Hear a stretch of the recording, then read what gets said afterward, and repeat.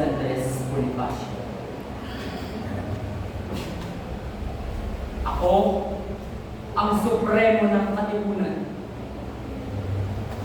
Ako hindi makakapayag na panoorin na lamang na ang mga Espanyol na yan ay patuloy alipinin, alipustahin at yulakan ang aking lahing minamahal.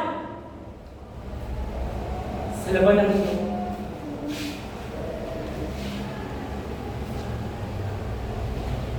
madami ang magkaalay ng buhay para sa kalayaang ating inaasam.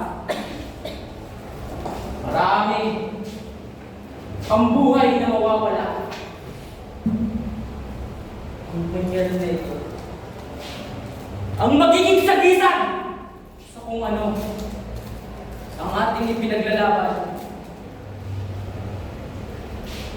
Kunin ninyo ang inyong mga selula! Pagmasdan ninyo!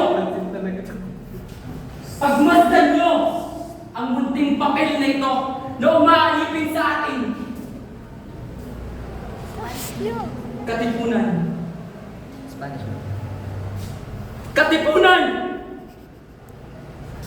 Kalayaan nga ba ang inyong pinaglalaban? Masdan nyo ang papel na ito. Kulang man tayo sa sandata. Mas malakas man ang kanyon at baril ng mga Espanya. Ngunit hindi tayo papalupig. Dahil tayo ang nagmamayari sa bayang ito.